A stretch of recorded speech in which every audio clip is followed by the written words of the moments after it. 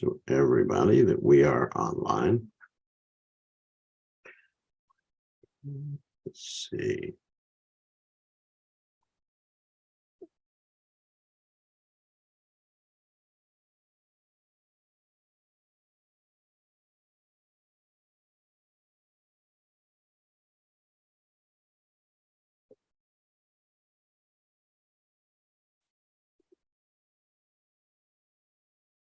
All right.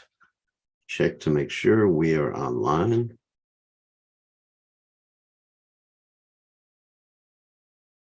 Yes, we are live. And get the guitar.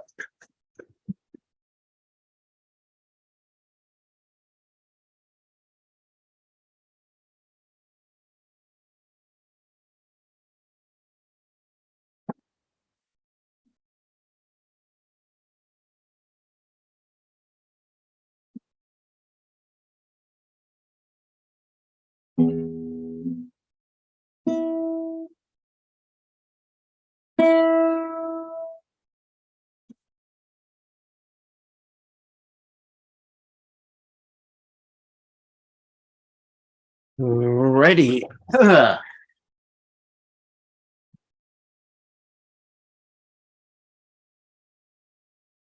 Okay. Good to see everybody.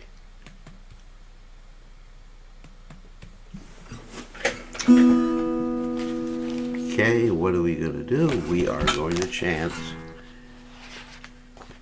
something simple tonight.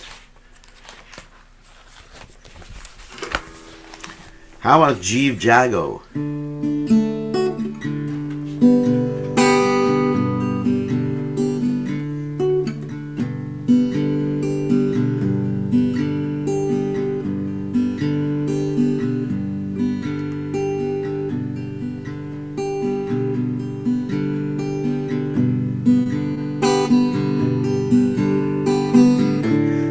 Jeev Jago, Gurachanda Bo Late. Jeev Jago, Rachanda Bo Late. Kotanindra Yaumaya Bisachira Kolai Kotanindra Yamaya Bisachira Kolai Majibo Balia Eshe Samsara Vita Bay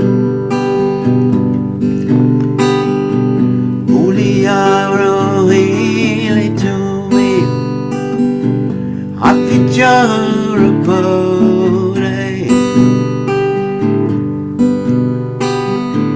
Domare, Laitayami, Ainu Avatara,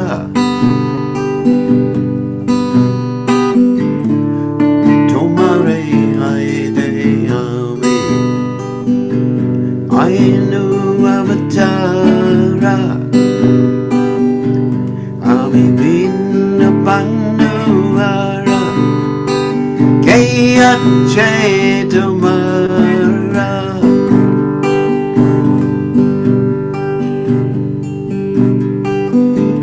Eneche Shuribaya Nashibaran Lagi Shodimaya Nashivara Lagi Harinama Mantra Now to me Magi Harinama Mantra Now to me Magi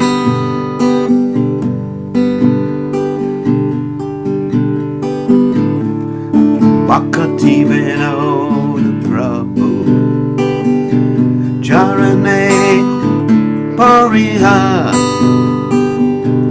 Hey Hari Nama Mantra Noila Magiya Say Hari Nama Mantra Noila Magiya Chief Jago Gorachana Pole Ganitra Yaumaya Isajira Gole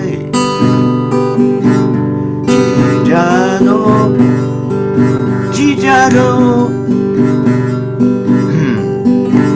Gorachana Pole Ganitra Yaumaya Isajira Gole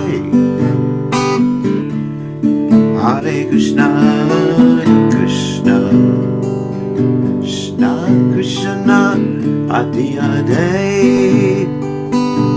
Hare Rama Hare Rama Rama Rama Hare Hare Hare Krishna Krishna Krishna Adi Ade Hare Rama Hare Rama Rama Rama Hare Hare Hare Krishna Hare Krishna Krishna Krishna Hare Hare Rama Rama Rama Rama Hare Hare Hare Krishna Hare Krishna Krishna Krishna Hare Hare Hare Rama Rama Rama Rama Hare Hare Prabhupada Prabhupada Jaya Prabhupada Prabhupada Prabhupada Prabhupada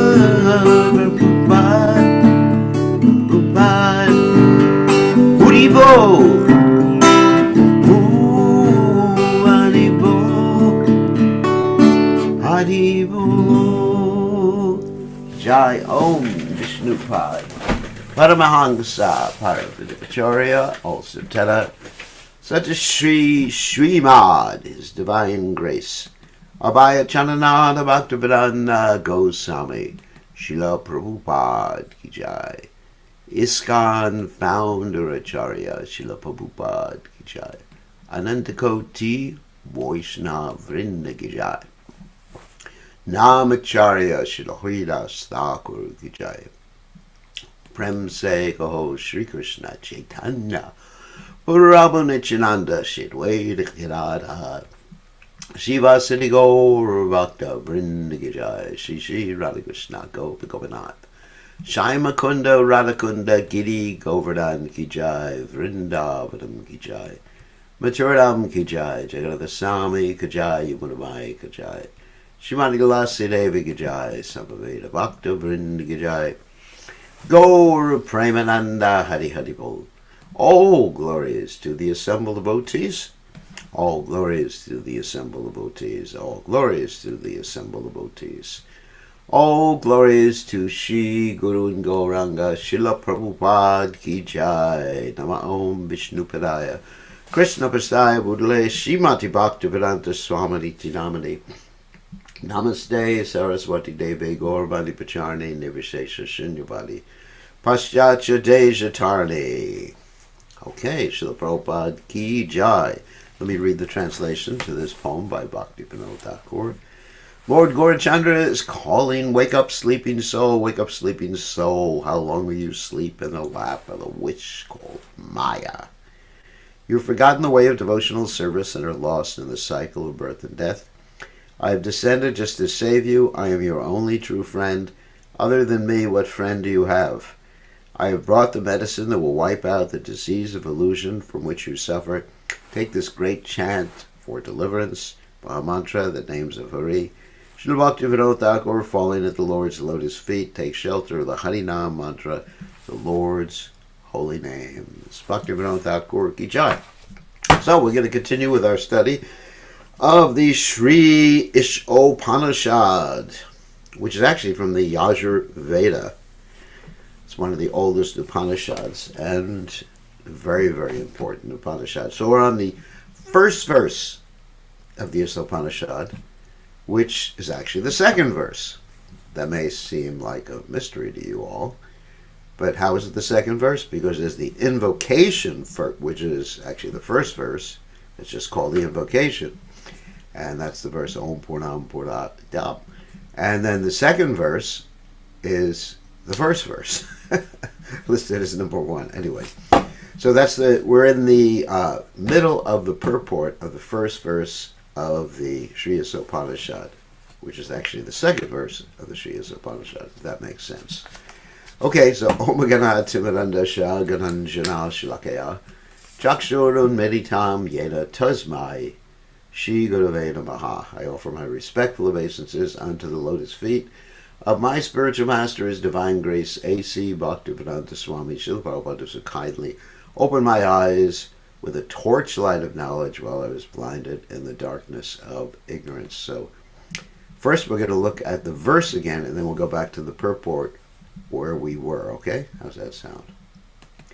Okay, let's share the screen. We'll look at the verse, and then we'll go back to where the purport is. We have two different screens, one with the verse and the other one with the purport. So, of course, this verse reads, Ishavasham milam saravam yakincha jagajam jagat tena jaktena bunjata magridha kashasvidanam. And the translation is, everything animate or inanimate that is within the universe is controlled and owned by the Lord.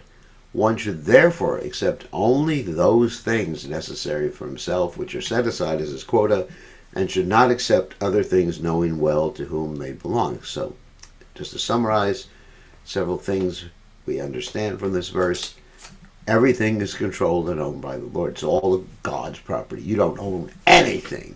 Remember that. Zero, zilch, zed. That's how much you own. Everything is being borrowed from the Lord. You don't even own your own soul. You don't even own your own body. You don't even own your own wife or husband or car or anything like that. Everything is owned by Krishna, and everything is controlled by Krishna. You do have free will. You can exercise a little bit of control, but Krishna is the permitter who allows you to do that. So he's still ultimately controlling. And the second thing we learn from this verse is that Krishna gives us certain things which are called our quota, what we're meant to have. That's very important. But those things are necessary for ourselves. And if we want more, that's greediness, volume, and that can deviate us from Krishna consciousness. But one should endeavor to. And the third thing is that whatever things Krishna has given us belong to him, which we said before, and therefore, knowing well to whom they belong, therefore they're meant to be used for Krishna. How about that? That's a summary of that verse. So let's go back to the purport. First we'll stop sharing this one, and we'll go back to where the purport is. Here we go. Whoops. Okay. In the middle of the purport to this verse. The root of sin is deliberate disobedience of the laws of nature through disregarding the proprietorship of the Lord. That's really interesting. Thinking that you own something. Disobeying the laws of nature or the order of the Lord brings ruin to a human being.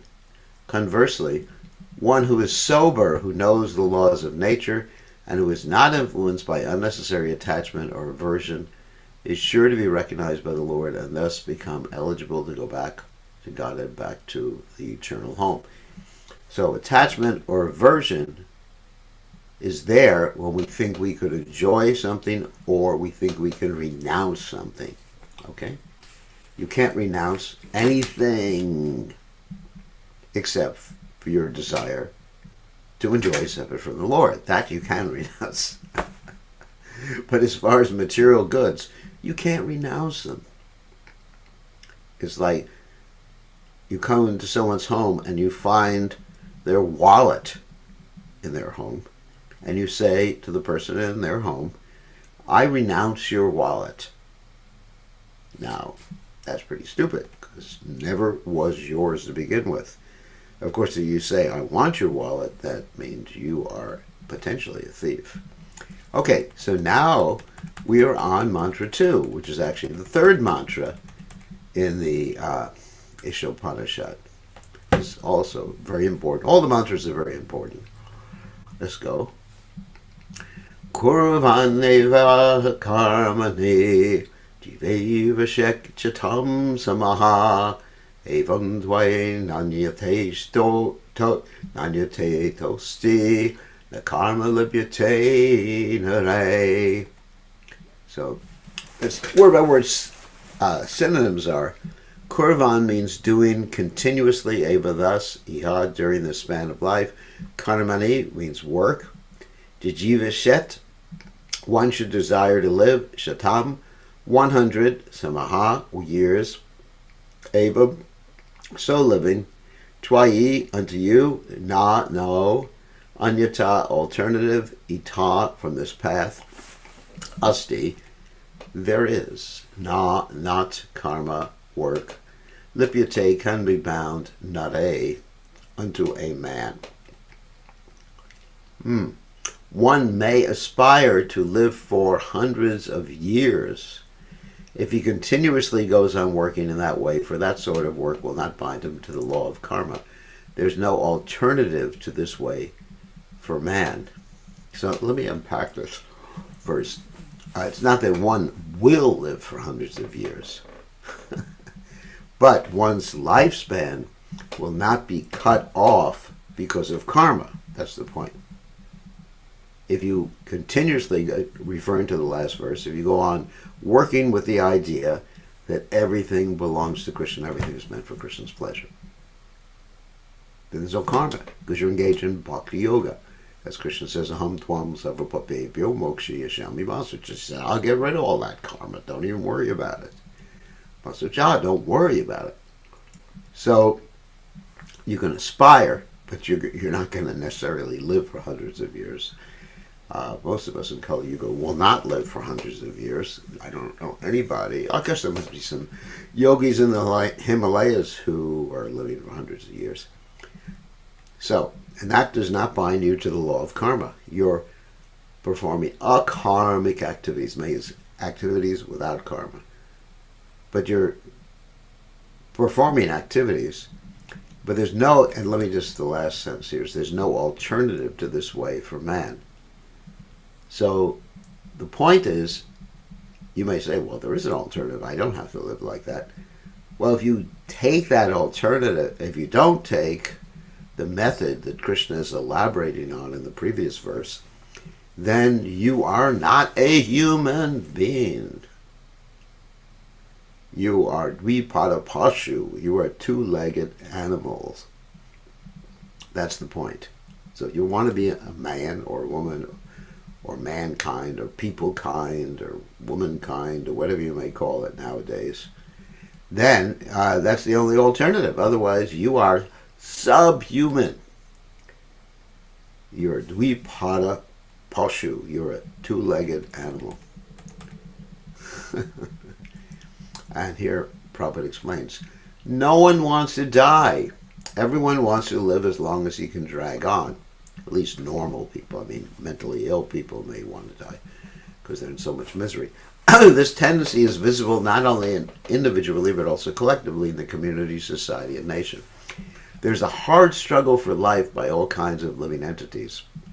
And the Vedas say that this is quite natural. Yes. Padam padam yad vipadam natation. There's danger at every step. We talk about the viruses, we talk about wars. I mean, I was just reading in the newspaper, no, not newspaper, because there's no newspapers practically anymore, on the internet.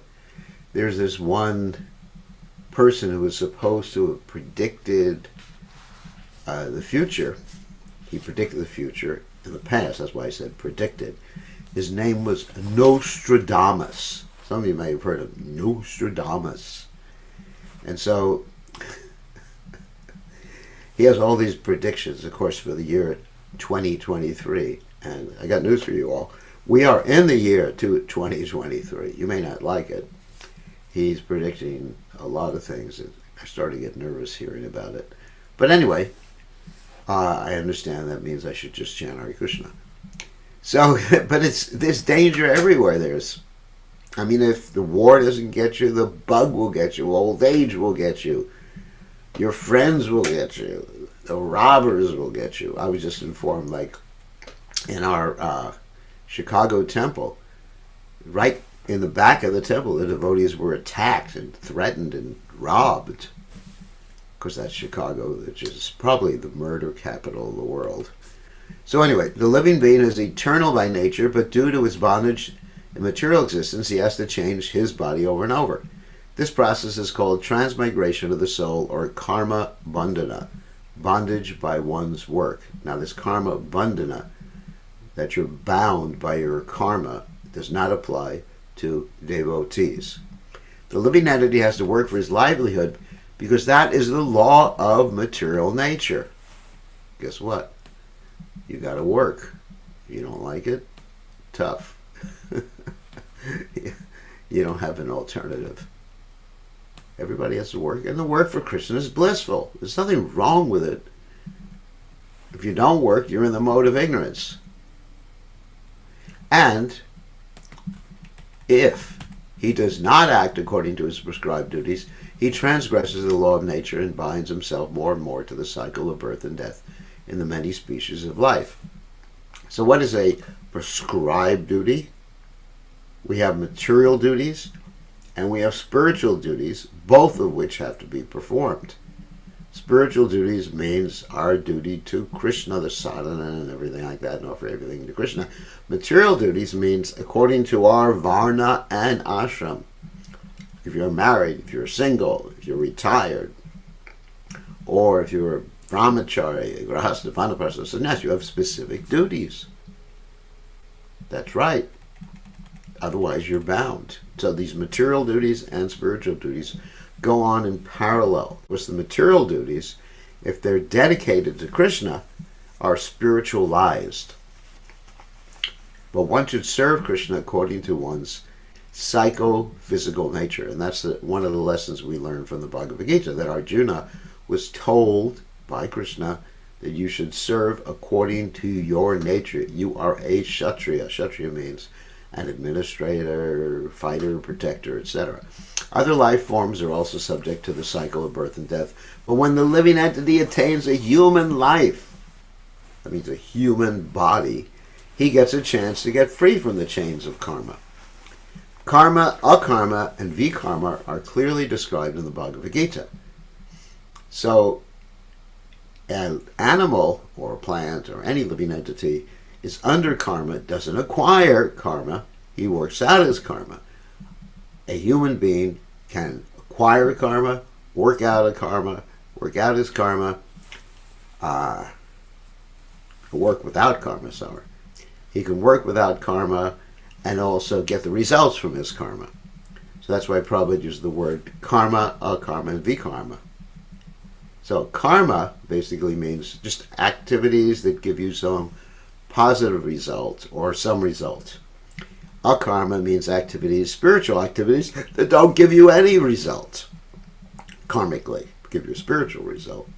And vikarma means activities that are against the law of God and give you bad results. Okay?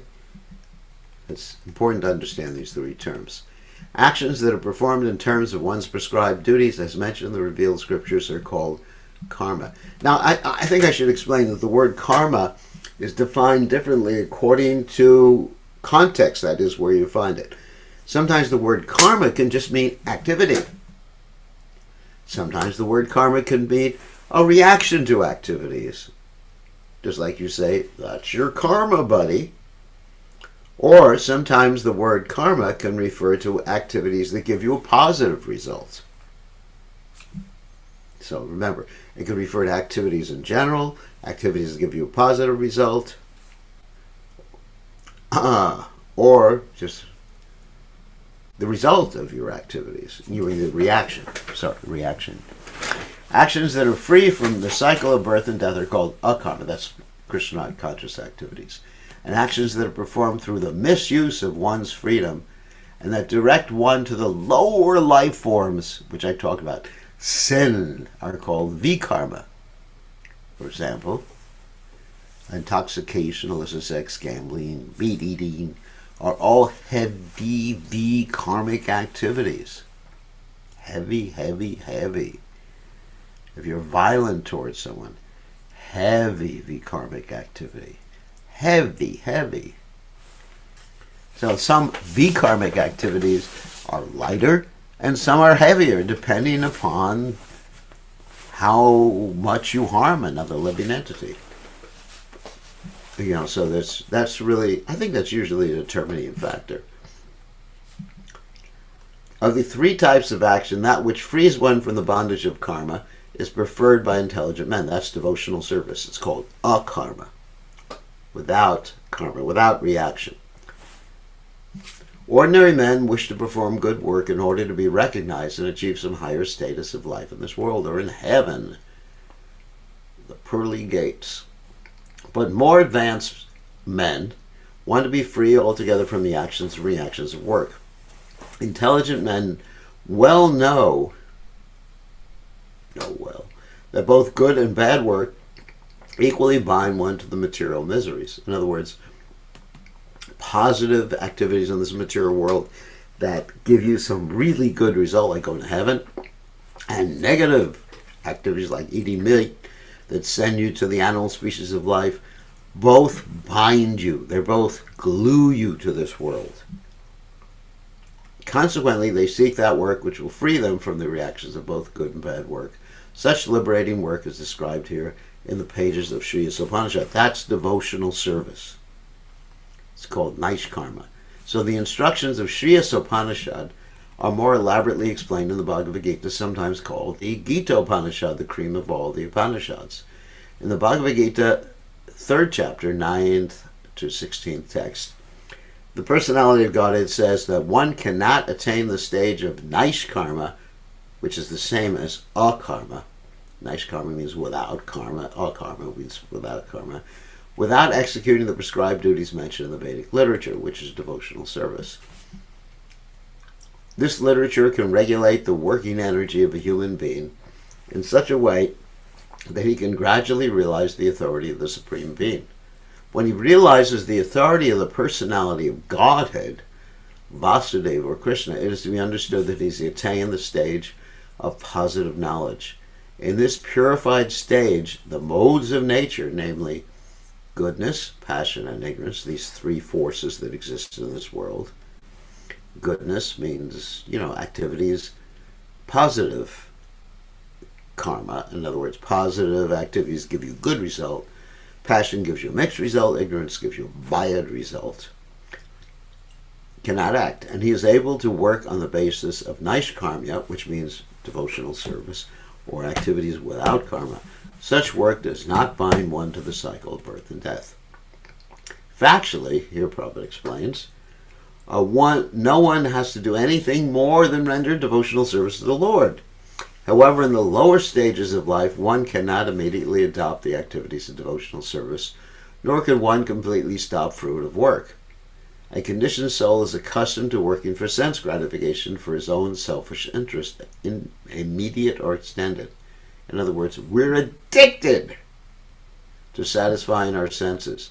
An ordinary man works for his own sense enjoyment, and when this principle of sense enjoyment is extended to include his society, nation, or humanity in general, it assumes various attractive names such as altruism, socialism, communism, nationalism, and humanitarianism. These isms are certainly very attractive forms of karma bandhana, karmic bondage, but the Vedic instruction of Sri Isopanisad is that if one actually wants to live for any of the above isms, he should make them God-centered.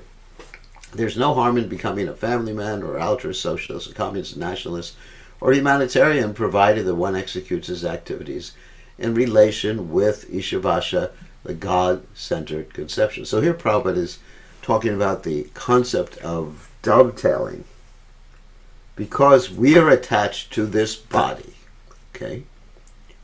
Therefore, we're inclined at least towards humanitarianism. That means human beings. Let's be merciful to human beings. Or maybe inclined to saving dogs or cats or something like that. I mean, just because of what those animals do for us. It's actually selfishness. It's extended selfishness. Because I may be an American, then I may think, the Americans are the best. And I just want to help the Americans and put up a fence around the country, or at least a wall around the country, which a previous president of the United States wanted to erect a giant wall that nobody could cross beyond, for thousands and thousands of miles. So because I'm an American, I may think, God bless America. We're the best. That is extended selfishness, because I'm a member of a certain family. My family is the best. My mother used to tell me, your family, your son, is the best family. That's extended bodily consciousness, or religion, because you're a member of a particular religion. We're the best, and everybody else is a demon. So that may be there. I mean, obviously, we're in Maya. We're in illusion. So therefore, we think like that. So why not just engage in Krishna consciousness? Like if you think you're an American, if you think you're a Fijian or whatever you are, just think, I'm going to save my country. Like Prabhupada would encourage us, whatever country we're in, he says, your duty is to save your country. Or when Prabhupada was in India, for example, Prabhupada would quote this verse from the Chaitanya Charitamrita, Bharta Bhumate Hoila Manusa Janma Jar, that everyone in India is naturally Krishna conscious. Your duty is to become Krishna, preach Krishna conscious all over the world. So if we would appeal to people's sense of nationality, in many countries, Prabhupada would go and tell the devotees that your country is going to be the first Krishna conscious country. It was quite common. And I can think of several countries where Prabhupada said that. And Prabhupada was encouraging us in a sense of nationality, because we were attached to whatever country, and we may still be attached to our country. I pledge allegiance to my flag, like that. So he was encouraging us in terms of our attachments to become Krishna conscious. In the Bhagavad Gita, so that's what Krishna is saying there. In the Bhagavad Gita 240, Lord Krishna states that God-centered activity is so valuable that just a few of them can save a person from the greatest danger. Swapamapya Shadharma Shatrayate Mato Bayat. That's the Sanskrit. The greatest danger of life is the danger of gliding down again into the evolutionary cycle of birth and death among the 8,400,000 species. I remember when I first joined the movement, that's how we would preach. Basically, every Sunday feast was about something like that. That if you want to break the regulated principles, like if you're interested in illicit sex, you could become a pigeon in the next life, and therefore enjoy so many girlfriends or boyfriends every day. That's one thing. If you want to eat meat, you can become a tiger. Like that. So we would use the breaking of the regulated principles to actually threaten people into not threaten them, but just like tell them what may happen to them. And it's true.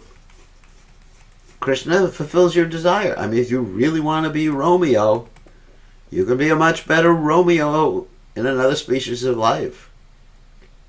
The dog, or whatever, Romeo dog. If somehow or other a man misses, and if you want to have a lot of children, you can be a dog, you can have a litter, you can be a pig. Pig can have like 8 children at one time. Octuplets. Ma pig.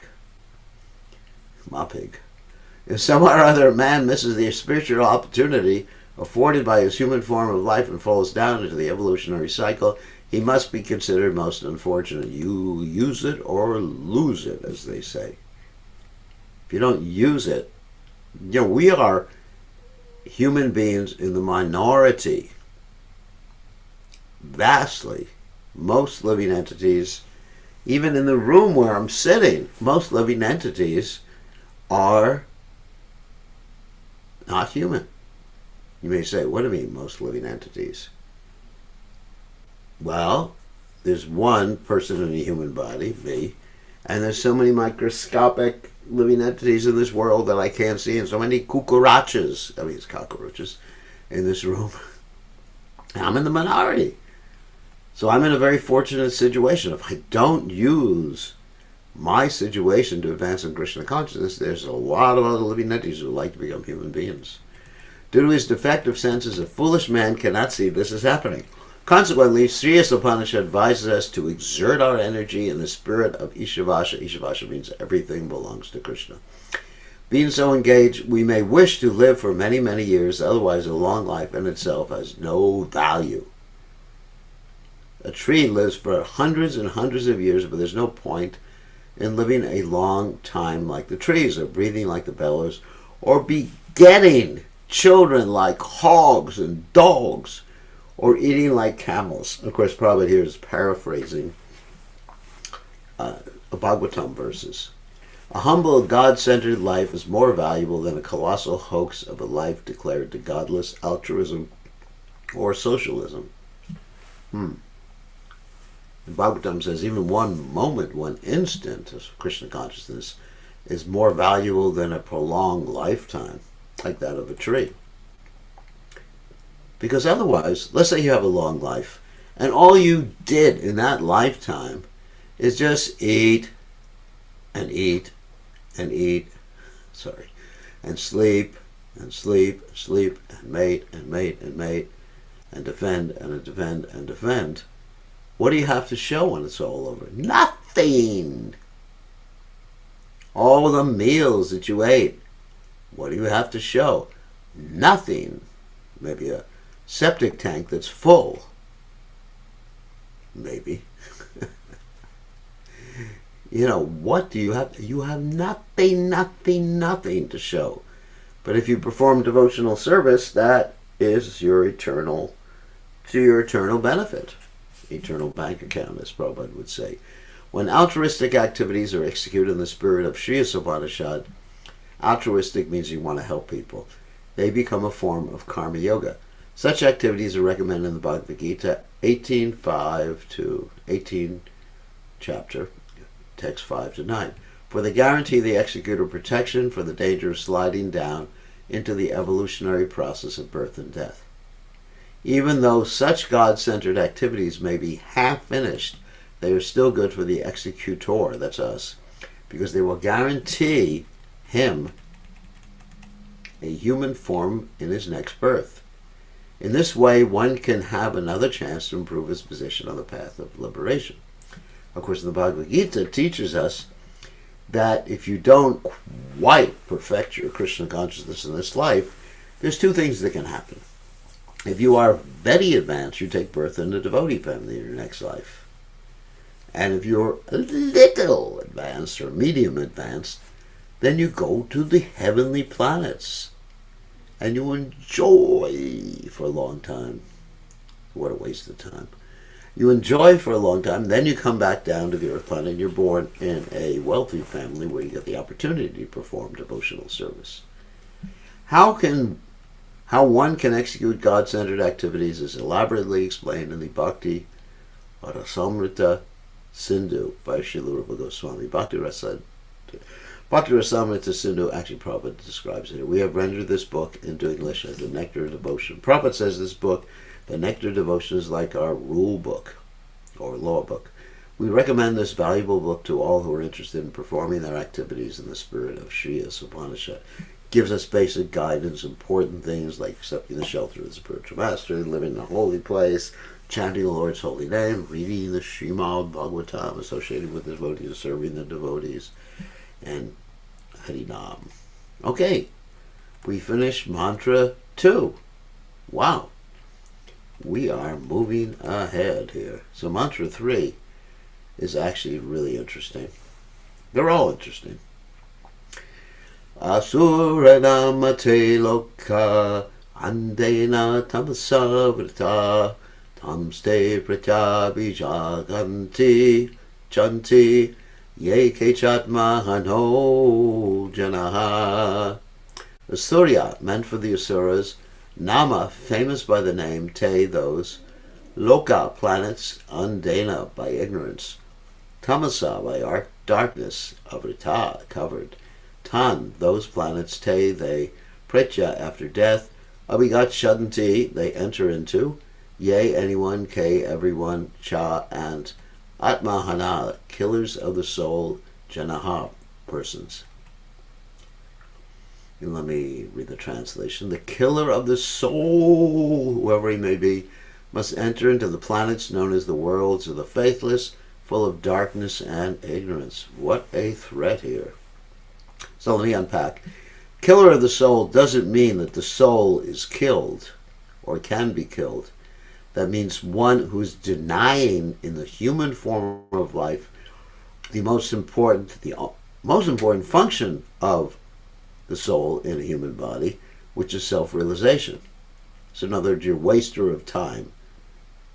You're engaged in animal activities, eating, sleeping, mating, defending, rather than engaging in any spiritual activities. So you're considered a killer of the soul's purpose. So whoever that may be gets sent down, down, down, down, either lower planets or worlds of the faithless, animal species, or some way that's really not desirable. You may think, oh, it'd be nice to be a dog. If I could be in someone's house and watch TV all day long, I'd love to be a dog and I wouldn't have to go to work. Not really. That's not a happy life. Sometimes devotees or people would approach Prabhupada and say they wouldn't mind being a dog, and Prabhupada said, I bless you to be a dog in your next life. So Prabhupada explains here, human life is distinguished from animal life due to its heavy responsibilities. That is self-realization. An animal has no responsibility to control his senses. Absolutely not. He can't do it. He doesn't have the facility, the faculties. So he can't do it. Just like if you are a little baby, let's say you're a 6-month-old baby, you don't have the faculties to control your senses. So if you tell a little baby, stop crying, baby, the little baby probably won't stop crying. Probably the little baby will cry more. And the baby's not responsible for the sound that he's making. But if I, at my age, start screaming and crying in a public place, I can get arrested for disturbing the peace or, something. I'll get kicked out. I'm responsible. Just like when I travel in an airplane, I hear so many babies cry. And I want to go up to the baby and tell the baby, shut up, chuparo, as they say in Hindi. But it's not going to do any good because the baby's not responsible for his crying. So you don't hold him responsible. You don't hold him. Let's say, or let's say you have a gun in the house and the baby pulls out your gun, he's playing, he's crawling, and he shoots someone. He's not responsible.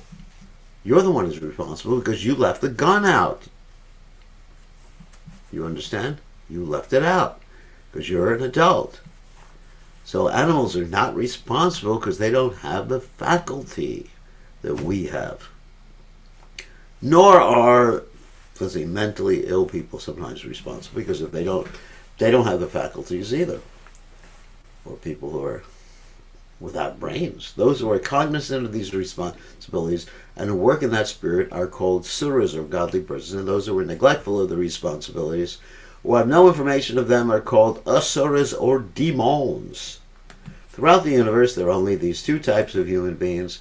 In the Rig Veda, is stated that the suras are always aim at the lotus feet of the Supreme Lord Vishnu and act accordingly.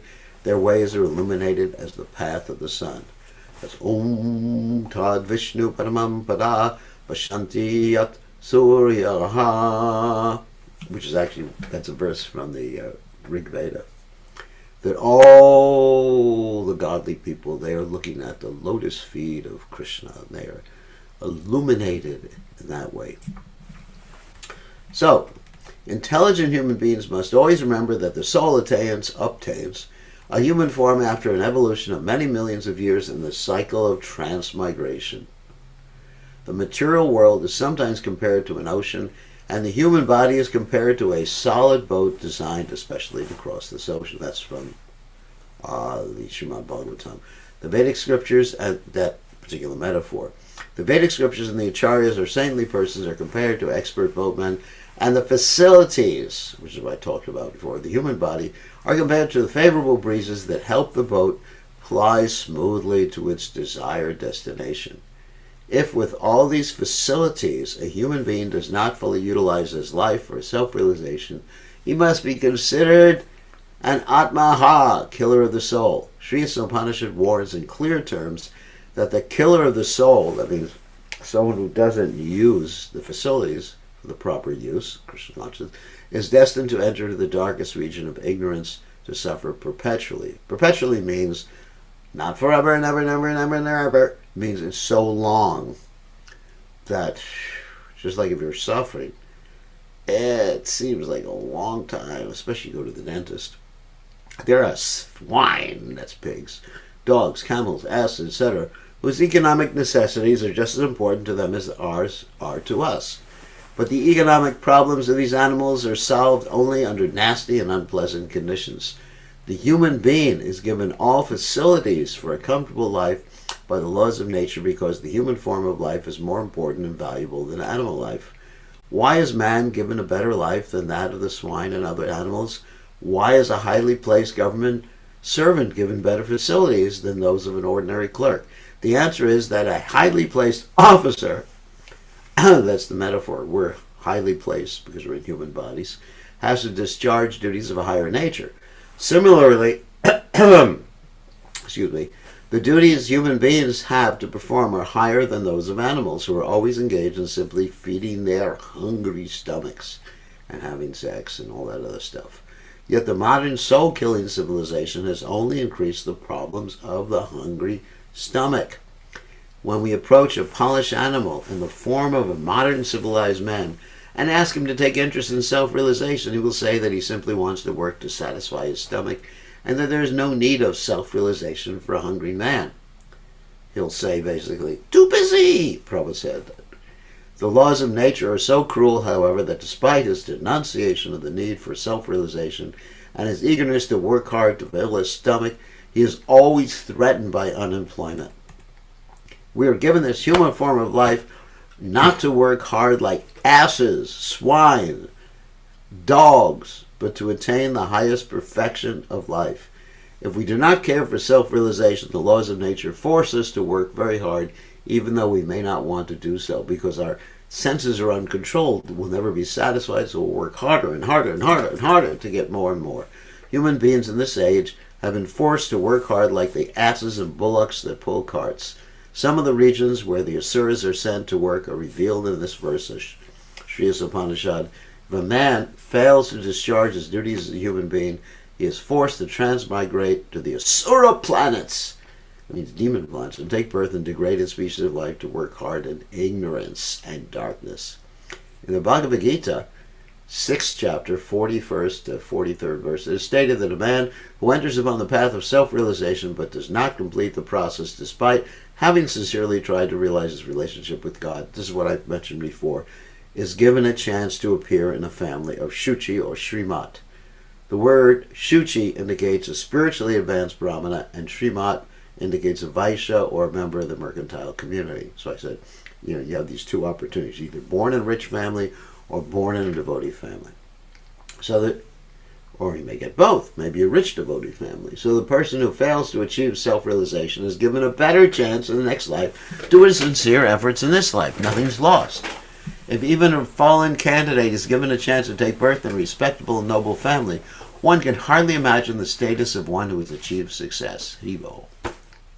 By simply attempting to realize God, one is guaranteed birth in a wealthy or aristocratic family, but those who do not even make an attempt, who want to be covered by illusion, who are too materialistic and too attached to material enjoyment, must enter into the darkest regions of hell. Animal species, as confirmed throughout the Vedic literature. Such materialistic asuras sometimes make a show of religion, but their ultimate aim is material prosperity. The Bhagavad Gita, 16, chapter 17 to 18, rebukes such men by calling them Atma Sambhavata, meaning they are considered great only on the strength of deception and are empowered by the votes of ignorant and by their own material wealth. Such as Suras, devoid of self-realization and knowledge of Ishavasha, how everything belongs to Krishna, the Lord's universal proprietorship, are certain to enter into the darkest region. The conclusion is that human beings were meant not simply for solving economic problems of the on a tottering platform, but for solving all the problems of the material life into which we have been placed by the laws of nature. That's pretty easy to understand. Tomorrow we'll do Mantra 4, and that'll be the Sunday program too at the temple. Okay, Mantra 4 tomorrow, and now we are allowing you to unmute yourselves and ask a question or type in the chat window. So, Gora Hari, you have a question. Good day. Please accept my obeisances. All glories to Srila Prabhupada. Haribal. You mentioned something about control, and and you said that human beings are able to control. They're able to control. We're able to have a little bit of free will within limitations. Like I can Because choose. honestly, I don't have the power to control my senses. I still crave for a lot of stuff, you know. You have the power to Um, control. You have the power to control your senses if you take shelter of Krishna. Krishna will empower you. It's all the power comes from Krishna. It's not an independent power. But you have the power to control your senses. You have the power to decide to take up Krishna consciousness because Krishna has given you that power. yeah. He's given you that facility. I mean, just like I have the power to speak because Krishna's given me that power. So Krishna could take away that power, but right now I have that power, and I have that ability to choose how to use it. I mean, I have the ability to sing. I could sing mundane love songs if I wanted to, which I'm not going to. But so Krishna's given me that ability to choose. Does that make sense? It's not an Well, independent. It's not an independent I still power. have trouble, you know, because I feel like a Juna, you know, and when he asked, when Krishna is telling him that, you know, about the different yogas and systems, and he's like, okay, wait a minute, control the mind. It's like trying to control the wind, you know. So Yes, I have that feeling now, you know, because he said that we have the power to control, but I'm powerless. I feel but powerless. you have the power through, as Krishna says in the 6th chapter of the Gita, through constant practice and detachment. That's how you can learn how to control the senses. Not immediately. I mean, you may not have the power right now to control the senses completely, but you have the power given to you to develop that power. Krishna's given it to human beings, especially human beings who have a brain. I mean, you're intelligent. So just work at it, and Krishna will empower you. He's already empowered you to develop the. I mean, just like Krishna may give me the power to lift 200 pounds. Right now, I don't have that, but if I exercise with my extremely old body, I could probably develop that power. Probably got a hernia in the meantime, but anyway, so But so there's a potential. Krishna's given us the potential, so we have Yeah. to we have to understand Krishna's given you the potential to do that, and he's empowered all human beings, at least those who have some intelligence. And I know you pretty well. You have some intelligence. You're not that young anymore. Yeah. I mean, you're an old man already. Yeah. Okay, okay. Let's take a question from someone else. So Adi Thank you, Maharaj. Devas. Thank you, Okay, Maharaj. Adibo. Hare So Krishna, Adi, Gurudev. you have a question. Hare Krishna, Gurudev, Dandavat Pranam, Jai Shri Prabhupada. Adibo. Gurudev, you mentioned in the beginning of the class that Isopanisad is from Yajurveda. Yeah. So this is it's part of Shruti, right? It's not like it's like a Yeah, it's Purana. part of Someone has written it. it's part of Smriti, right? So it is these mantras exist I mean, it's eternally, part of right? Shruti. It's part of Shruti. Sorry, you got it wrong. Yes, the Isopanishad is part of Shruti, not Smriti. Shruti. Okay. So it's not a conversation between two personalities. They exist eternally, right? These mantras. Yeah, I mean, some of the Upanishads are conversations between two persons or elaborations by a person. But Okay. Ishopanishad is part of the Yajurveda. Therefore, it's considered Shruti. Shruti, the four Vedas are considered Shruti, so any part of the four Vedas is called Shruti literature. Okay. Okay? Yeah. Thank you, Gurudev. Okay, so, all right, so we have time for another question. Moving ahead. Who else has a question? Honorable Sugar Day, please tell my obeisances. Okay, Rajalila, what's the question? I was wondering why, if you're a bit advanced or medium advanced, as you said, you would go to the heavenly planets first. Is that because that's like someone who's not like advanced on their own accord? That's their desire. Yeah, because they want to enjoy and be Krishna conscious simultaneously. So in the heavenly planets, there's enjoyment and service to Krishna because most of the demigods are sakama devotees, which means they're devotees with some desire. So you get the fruit of your desire. If I desire to enjoy this world, I also want to serve Krishna, then heavenly planets for me.